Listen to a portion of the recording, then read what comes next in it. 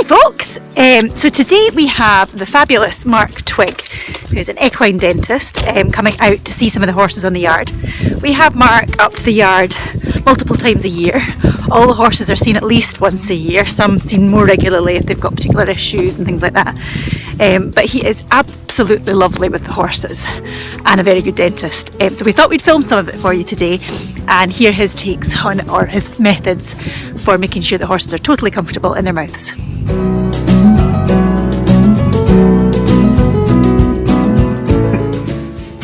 So when you first put on the thing, what are you looking for? Well, first off, before I even do that, what I'm doing is checking symmetry, lumps and bumps, checking for the movement of the masseter muscles. I'm checking colour of the gums. Right. I'm seeing if the glands are up at all. I'm then checking if they've got any damage to the incisors. I'm seeing if they've got canines and what sort of state they're in. Mm-hmm. And then what I'm doing is putting this on. You just have to keep them comfortable all the time. Just keep them talking, keep the head down. Mm-hmm. While the head's down, they're more relaxed than if the head's up. And obviously, a relaxed horse is better for you. Yeah. Better for the horse. So what you're doing is then, is you're opening up slowly because it can be quite traumatic for them. Holding their mouth open in an unnatural position is asking a lot for a naturally flight animal. Yeah. So then we open up to 2 or 3 clicks on either side so they're comfortable and they're not overextended. Yeah. And we're looking inside. And we're looking in and we're feeling in and we're checking for sharp edges on the upper cheek edges, upper palatal edges, lower lingual, lower tongue side. We're feeling and seeing if there's any fractures in there. We're feeling and looking for gaps between the teeth, diastemas as they're called, or any food pocketing. Mm-hmm. Just overall feeling for the horse's comfort. To have its teeth done, the major aim is to help the mastication, help that horse eating, help them with the riding. Is the secondary. Now I pretty much invariably use power tools. Yeah. Okay. They're a lot safer for a horse. Mm-hmm. They're a lot more gentle on the horse. I'm watching every tooth that's getting covered. Right. And as long as you continue to move, you cannot overdo a tooth. Right. Okay. It's much quicker as well. It's a lot quicker and a lot safer. So these are diamond blades. Okay. Okay. Now they work through solid stuff, hence into the cement. However, they're really soft on soft tissue. Hence, no way, really. Just run it on your tongue. So the old hand tools were carbide blades. Okay. So if they moved or slipped, it would rip the horse's tongue or rip the horse's cheek. Right. This means whatever the horse does, I can follow it, and it's not going to touch. Without a worry. Great. So basically, I'll reopen it up again. Have my headlight on because I need to see inside the horse's mouth. Feeling's not enough. And I will always start and follow a routine. So I start from the front of the molars and work back, taking off the edges on the upper cheek side.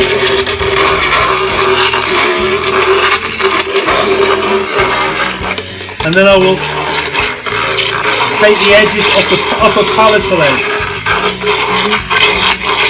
At all times, I'm off the occlusal surface, which is the grinding surface. Okay.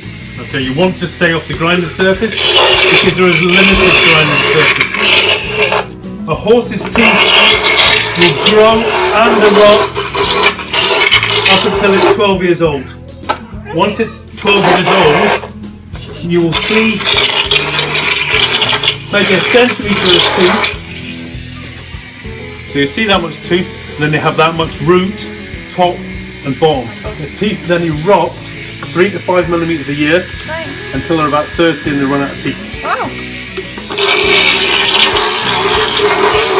So any time you're working on the teeth, you want the best possible outcome with a minimal amount of work.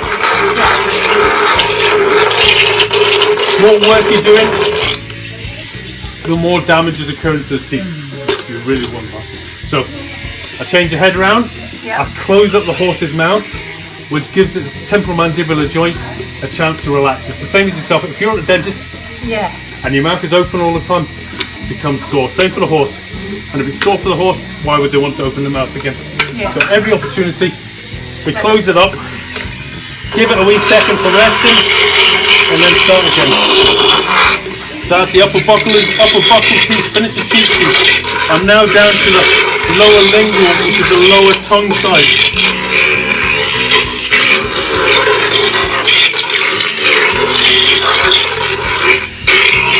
And again, very light, staying off the grinding surface, always taken off the edges.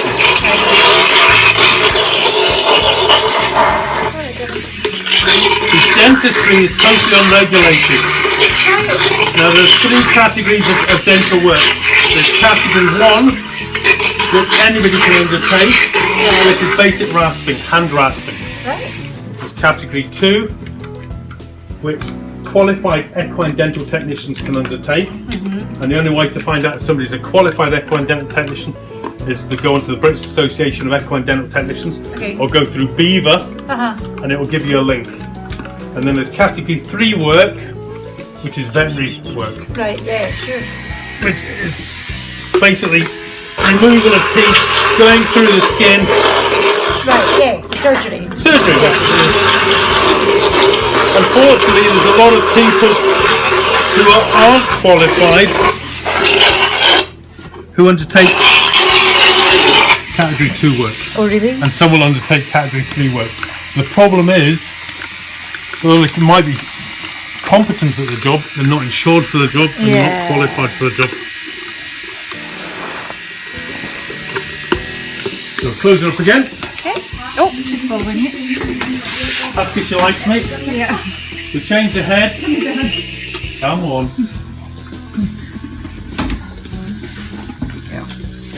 And we're putting on a ball burr. Right. Okay. Now, the horse's molars at the front, which sit there, automatically come to a point.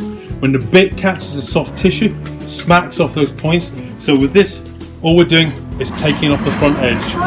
The official term for it is rostral rounding of the 6s. Right. Because that's the number 6 teeth. Yeah. Okay. However, people call it bit seating. Okay. However, when people talk about bit seating, people think they're gouging out part of the teeth for the bit to sit in, That's which not is not.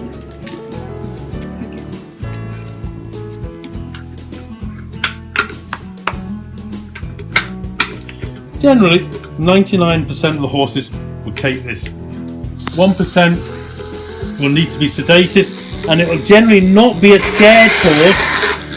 It'll be a horse that knows what it's doing and has maybe had a bad experience in the past and just won't accept it and will never accept it. So, to save stress for yourself, the owner and the horse, then they're the ones that get sedated. And so there's a tiny percent of horses that get sedated.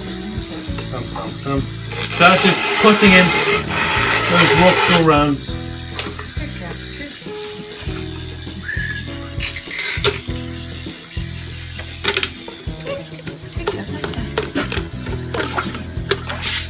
And that's the horse's mouth done. Good. Do you want a quick look inside? Yeah.